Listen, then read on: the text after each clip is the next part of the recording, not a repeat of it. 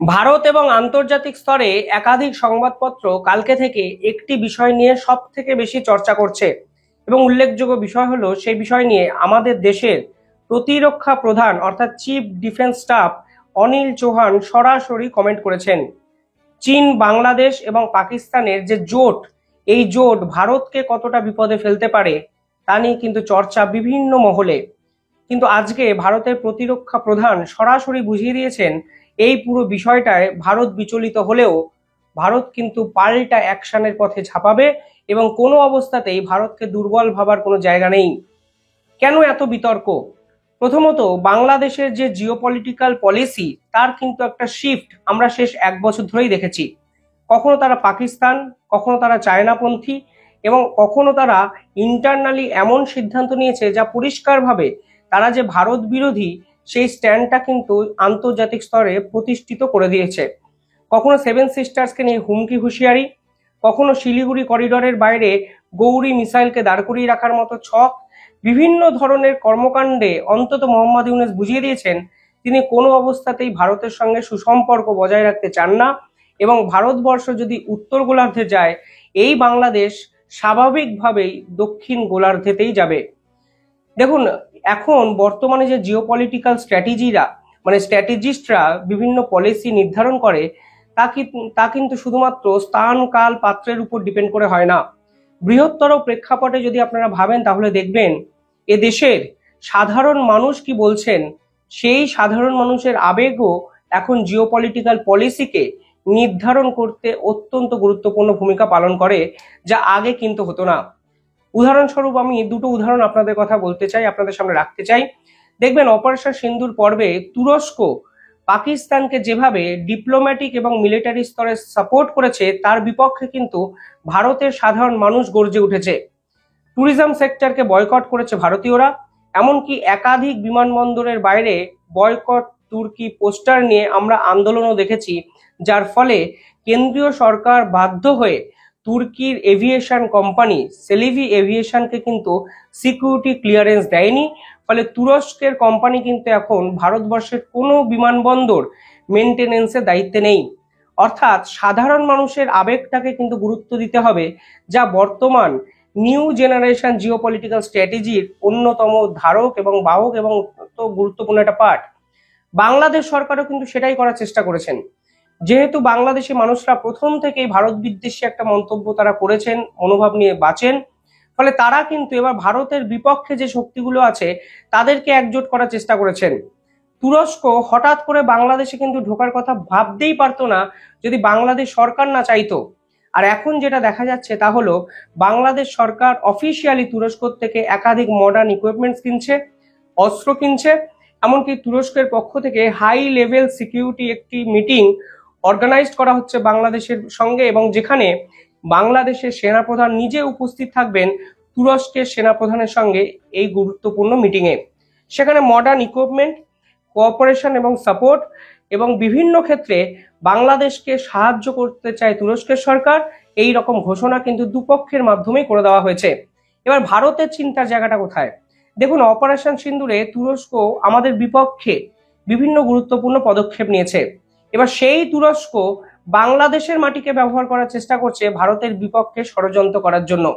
অর্থাৎ বার্তাটা পরিষ্কার, ভারত যেভাবে এই দক্ষিণ এশিয়ায় ডমিনেট করার চেষ্টা করেছে, নিজেদের প্রভাব এবং প্রতিপত্তিকে বৃদ্ধি করেছে, সেই ভারতের ডমিনেশনকে শেষ করার জন্য কখনো পাকিস্তান কিংবা কখনো বাংলাদেশ এই দুই মাটিকে ব্যবহার করতে চাইছে সন্ত্রাসবাদীরা, এবং এই কর্মযজ্ঞে ঝাঁপিয়ে পড়ে তুরস্ক এই পুরো বিষয়টার মধ্যে ফায়দা তোলার চেষ্টা করছে এবং পাল্টা ভারত সাইপ্রাস এবং গ্রিসের সঙ্গে সঙ্গবদ্ধতা বজায় রেখে তুরস্ককেও কিন্তু পাল্টা দেওয়ার চেষ্টা করেছে।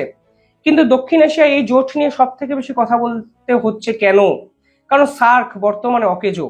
সার্কের মিটিং হয় না, কারণ ভারতবর্ষ জানিয়ে দিয়েছে এই পাকিস্তানের সঙ্গে সার্কে একই টেবিলে মিটিং করা অসম্ভব।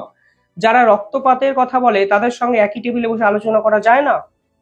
এবং এই সার্কের বিরোধী হিসাবে চায়না, পাকিস্তান এবং এই বাংলাদেশ একসঙ্গে একত্রে একটি জোট তৈরি করেছে, যা কিন্তু ইন্দো প্যাসিফিকে ভারতবর্ষের জন্য থ্রেট হতে পারে, আমেরিকার ইন্দো প্যাসিফিকের যে পলিসি সেই পলিসির এগেনস্টেও যেতে পারে, যা নিয়ে ভারত এবং আমেরিকা দুপক্ষই কিন্তু বিচলিত। দেখুন, আজকে চিফ ডিফেন্স অফ স্টাফের পক্ষ থেকে কি বলা হয়েছে। অনিল চৌহান পরিষ্কার মন্তব্য করেছেন, এই যে চীন, পাকিস্তান এবং বাংলাদেশের মধ্যে যদি কোনো রকমের রণনীতিক সহযোগিতা তৈরি হয়, তাহলে সেটির প্রভাব পড়বে ভারতের সুরক্ষা ব্যবস্থার উপর। তার কথায় এই তিন দেশের জোট ভারতের কাছে চ্যালেঞ্জ হতে পারে। বাংলাদেশের রাজনৈতিক পরিস্থিতি অস্থির এবং সে দেশের প্রাক্তন প্রধানমন্ত্রী বর্তমানে আশ্রিত, সেক্ষেত্রে পরিস্থিতি আরো জটিল হতে পারে। অর্থাৎ এই কথাগুলো পাড়ার দোকানে বসে পল্টু, ঝন্টু, মিন্টু এরা কিন্তু বলছেন না, ভারতের প্রতিরক্ষা প্রধান বলছেন, যার উপর ভারতের সেনাবাহিনী ডিপেন্ড করে আছে। তিনি এই ধরনের কথাগুলো যখন বলেন, তখন কিন্তু চীন, পাকিস্তান এবং বাংলাদেশের এই জোট ভারতবর্ষের ক্ষেত্রে সত্যি মাথা ব্যথার কারণ হতে পারে। কারণ এই চুক্তি শুধুমাত্র অস্ত্র চুক্তিতে কিন্তু আবদ্ধ নেই, এই চুক্তি কিন্তু টেরোরিজম অ্যাক্টিভিটিকে প্রমোট করার ক্ষেত্রেও অত্যন্ত গুরুত্বপূর্ণ মাধ্যম হিসাবে কাজ করতে পারে। আপনারা জানেন, আমি ইতিমধ্যেই খবর করেছি যে জামাতের বিভিন্ন জায়গার ফান্ডিং কিন্তু তুরস্কের সরকারি যে পার্টি সেই পার্টির পক্ষ থেকে আসছে। অর্থাৎ এতদিন শুধুমাত্র এই চুক্তিগুলো ফান্ডিং ওরিয়েন্টেড একটা জায়গায় আটকে ছিল, এখন কিন্তু এই চুক্তিগুলো লজিস্টিক্যাল সাপোর্টের দিকেও এগিয়ে যাচ্ছে, যা কিন্তু ভারতের সুরক্ষার ক্ষেত্রে অত্যন্ত বড়সড় এক প্রশ্ন চিহ্ন কিন্তু তুলে দেবে। আজকে অনিল চৌহান আর কি বলেছেন, সেখানে বলেছেন সিডিএস মে মাসে যে অপারেশন সিন্দুর অভিযান হয়েছে, সেখানে পরমাণু শক্তিধর ভারত ও পাকিস্তানের সেনা সরাসরি যুদ্ধ করত। এবার সংঘর্ষে ভারত পাকিস্তানের পরমাণু হুঁশিয়ারিগুলোকে ভুল প্রমাণিত করে দিয়েছে। অর্থাৎ পরিষ্কার বলা হয়েছে যে পাকিস্তান যেভাবে পরমাণু হুঁশিয়ারি দিত, পারমাণবিক বোমাকে কেন্দ্র করে ব্ল্যাকমেল করত, সেই চক্রান্ত ভারতের পক্ষ থেকে ব্যবহার করা হয়েছে। কিন্তু তিনি হঠাৎ করে যুদ্ধের প্রসঙ্গ টেনে আনেন, আর এখানেই আন্তর্জাতিক মিডিয়া বলার চেষ্টা করছেন যে ভারতের পক্ষ থেকে সরাসরি বুঝিয়ে দেওয়া হয়েছে এই মুহূর্তে ভারত সদা তৎপর চীন, পাকিস্তান এবং বাংলাদেশের এই ভারত বিরোধী জোটের বিপক্ষে যদি যুদ্ধ অবধি যেতে হয়, ভারত কিন্তু সেটাই যাবে।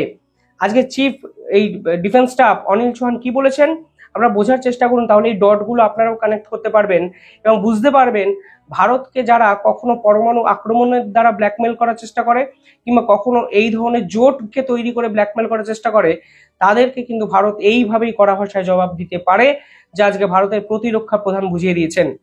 তিনি বলেছেন, এখন যুদ্ধের পদ্ধতি বদলে গেছে, কেবলমাত্র সীমান্ত পারে যুদ্ধ আর হয় না, সাইবার হামলা, ইলেকট্রনিক হাতিয়ার, ড্রোন, মিসাইল, হাইপারসনিক অস্ত্রের মাধ্যমেও লড়াই করা হয়। তবে এগুলো থেকে সম্পূর্ণ রক্ষা পাওয়ার কোনো পদ্ধতি গোটা বিশ্বের কাছে নেই। ফলে ভারতকে প্রস্তুতি নিতে হচ্ছে এবং আগামী চ্যালেঞ্জ মোকাবিলা করার জন্য আমরা তৈরি। এই ধরনের কথাবার্তা তিনি বলেছেন এবং সেখানে আরো অনেক কথাবার্তা বলেছেন, যদিও এই ভিডিওতে এই সকল কথাগুলো অপ্রাসঙ্গিক, কিন্তু ভারতের পক্ষ থেকে বলে দেওয়া হয়েছে যে আমরা তৈরি, আমাদের চ্যালেঞ্জগুলো নিতে হবে। এই মুহূর্তে যেভাবে ইলেকট্রনিক ওয়ারফেয়ার আন্তর্জাতিক স্তরে থাবা বসিয়েছে, এর পাল্টা কাউন্টার স্ট্রাইকে ভারত যাবে, যা ভারতের পক্ষ থেকে কিন্তু পরিষ্কার বলে দেওয়া হয়েছে। সেখানে আরো একটা বিষয় হলো, দেখুন এখানে chief defence staff Anil Chauhan সুরক্ষিত ইকোনমিক্যাল স্ট্রাকচারের কথা বলেছেন। ভারত কিন্তু অপারেশন সিন্দুরে যেভাবে পাকিস্তানকে শুয়ে দিয়েছে, তারপরে ভারতের অর্থনীতির কোনো একটা সমস্যা নেই। কিন্তু বাংলাদেশের মতো ছোট একটা রাষ্ট্রে, যে রাষ্ট্র শেষ 20 বছরের সর্বনিম্ন অর্থনৈতিক পরিকাঠামোতে গিয়ে পৌঁছেছে, তারা যদি হঠাৎ করে এই ধরনের যুদ্ধকে ইনভাইট করে, তাদের ইকোনমিক্যাল স্ট্রাকচার কি বজায় থাকবে? প্রশ্ন কিন্তু থেকেই যায়।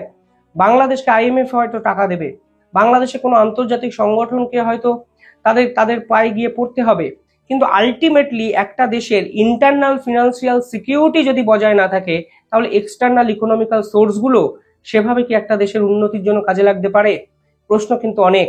তবে সব থেকে ইম্পর্টেন্ট বিষয় হলো, ভারত এই ধরনের শক্তিশালী জোট, শক্তিশালী বলতে হবে, আপনাকে অ্যাকসেপ্ট করতেই হবে, কারণ যে জোটে চায়না, পাকিস্তানের মতো সন্ত্রাসবাদী রাষ্ট্ররা ইনভলভ, সেখানে বাংলাদেশকে হয়তো চুনোপুটি আপনারাই ভাবতে পারেন, কিন্তু এই জোট সামগ্রিকভাবে ভারতের সুরক্ষার ক্ষেত্রে কিন্তু অত্যন্ত বড়সড় একটা মাথা ব্যথার কারণ, যা আজকে ভারতের সেনাবাহিনীর পক্ষ থেকে প্রতিরক্ষা প্রধান পরিষ্কার বুঝিয়ে দিয়েছেন এবং ভারতবর্ষ কাউন্টার স্ট্রাইকে যাবে, পাল্টা চ্যালেঞ্জ রক্ষা করবে এবং পাল্টা চ্যালেঞ্জ বাংলাদেশের এই মোহাম্মদ ইউনূস সরকারকেও জানানোর চেষ্টা করবে। দেখুন, বাংলাদেশকে বিভিন্ন ক্ষেত্রে ডিপ্লোম্যাটিক জায়গা থেকে কিন্তু ভারত তাদের ডানাগুলো ছেটে দিয়েছে, কিন্তু বাংলাদেশ কি এবার মিলিটারি একটা যুদ্ধের এক্সপেকটেশন নিজে নিয়ে আমাদের বিপক্ষে এই ধরনের পদ্ধতিগুলো মানে পদক্ষেপগুলো নিচ্ছে? প্রশ্ন কিন্তু থেকেই যায়। দেখুন, অনেক প্রশ্ন, এই অনেক প্রশ্নের উত্তর এই মুহূর্তে নেই। মোহাম্মদ ইউনূস বাংলাদেশকে নিয়ে যা করতে চাইলেন তা হয়তো ইতিহাসে আর কোনো শাসক করবেন না, কারণ মোহাম্মদ ইউনূস হয়তো কালকে চলে যাবেন, কিন্তু যে ড্যামেজগুলো উনি করে দিয়ে চলে গেলেন, যে পলিসির উনি বদল করে বাংলাদেশকে দাঁড় করালেন, সেই পলিসিগতভাবে যে বদল, এই বদলগুলো কিন্তু ফেস করতে হবে নতুন সরকারকেও। যাই হোক, আপনারা কিভাবে দেখছেন পুরো বিষয়টি কমেন্টে জানাবেন। আর ভারতের প্রতিরক্ষা মন্ত্রণালয়ের পক্ষ থেকে যে কথাগুলো বলা হয়েছে সেগুলো অত্যন্ত গুরুত্বপূর্ণ কথা। তার পাল্টা রেমেডি কি হতে পারে, আপনারা কমেন্টে আপনাদের মতবাদ নিঃসন্দেহে ব্যক্ত করবেন। দেখতে থাকুন দ্য ইন্ডিপেন্ডেন্ট বেঙ্গল। ধন্যবাদ।